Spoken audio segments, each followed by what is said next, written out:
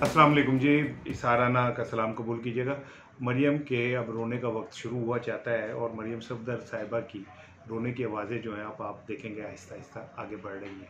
ये आवाज़ें क्यों बढ़ रही हैं और क्या रोना होगा, और वो रो मैं ये भी यहाँ तक आपसे बात करूँगा कि वो क्या रो सकती हैं, उस पर बात करूँगा। देखें, पाकिस्तान की सियासत ना अनहोनियों की सियासत है, नामुमकिनात की सियासत है, किसी टाइम भी कुछ हो सकता है।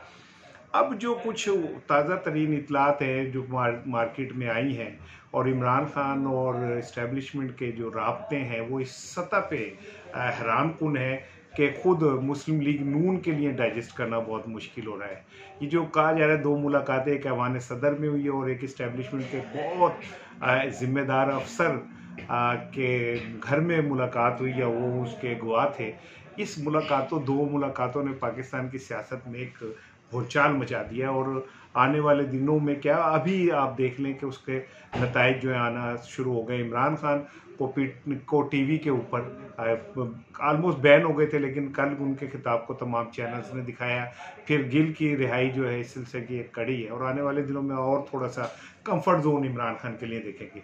खुद नवाज शरीफ, शहबाज शरीफ और आसिफ अली जरदारी के लिए ये सूरत हाल बहुत हैरानकुन है और बड़ी धचका वाली बात है। आने वाले चंद दिनों में शहबाज शरीफ लंदन जा रहे हैं ताज़ा तरीन सूरत हाल पे नवाज शरीफ साहब से बात करने के लिए। फिर उसके साथ ही ये कि इतला दी है कि आसिफ अली जरदारी भी लंदन जा रहे हैं, जबकि कुछ पाकिस्तान के बासर और ताकतवर जो तबकात हैं उनके नुमाइंदे भी लंदन में सुनाए मौजूद हैं। और आने वाली दिनों की जो खिचड़ी पकड़ी है वो बहुत दिलचस्प है। कहा यह जा रहा है कि जो इस वक्त ज़ीरो हैं वो आने वाले दिनों में हीरो हो जाएंगे, और गेम जिसे कहते हैं ना पलटना, वो गेम पलट गई है और गेम फिर इमरान खान के हाथ में आ गई है। लेकिन मेरा कहना ये है कि मैं इस सारी सूरत हाल को इस तरह देख रहा हूँ कि ये जो रिजीम चेंज था, क्या ये स्क्रिप्टेड तो नहीं था?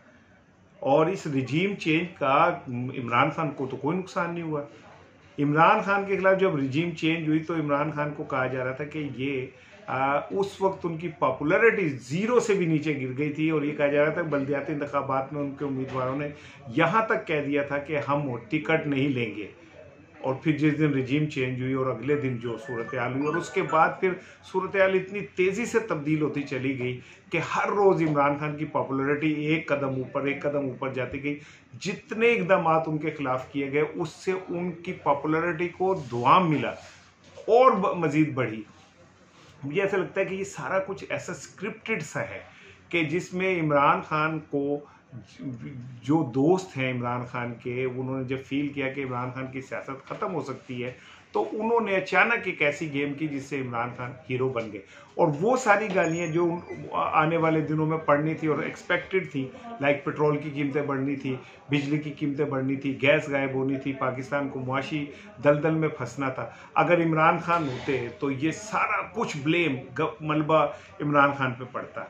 इमरान खान के चाहने वालों ने शायद कोई एक ऐसी गेम की जिसके अंदर इमरान खान को खामोशी से साइड पे किया, शहबाज शरीफ को आगे लेके आए।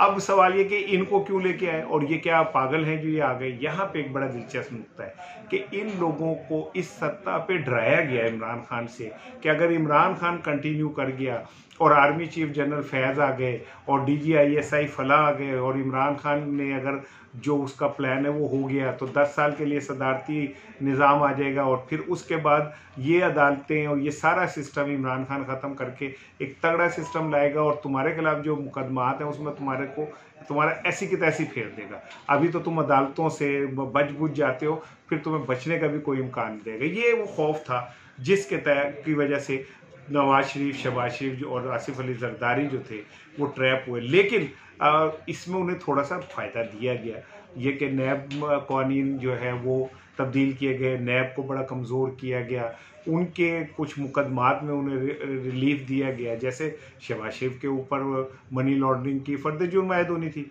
लेकिन वो नहीं होने दी गई।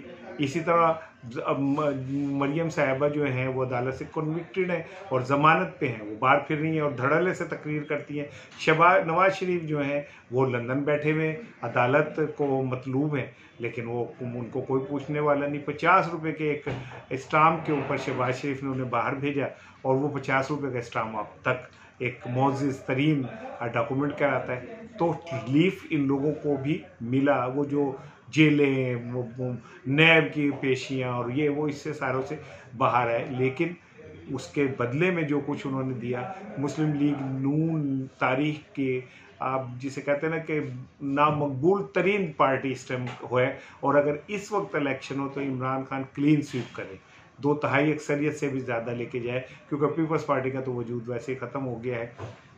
लेकिन जो नया स्क्रिप्ट मुझे लग रहा है वो ये है कि उसमें नवाज शरीफ को प्लेइंग फील्ड दी जाएगी, उन्हें भी कुछ खेलने का मौका मिलेगा।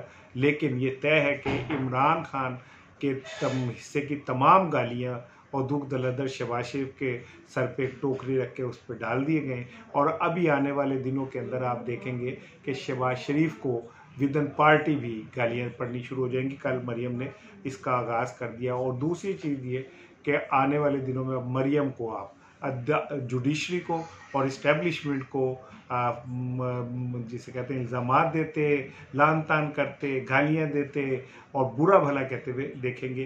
गेम पलट चुकी है और इतनी तेज़ी से पलटी है कि खुद मुस्लिम लीग नून को ये समझ नहीं आ रही कि उनके साथ क्या हुआ है। अस्सलाम वालेकुम।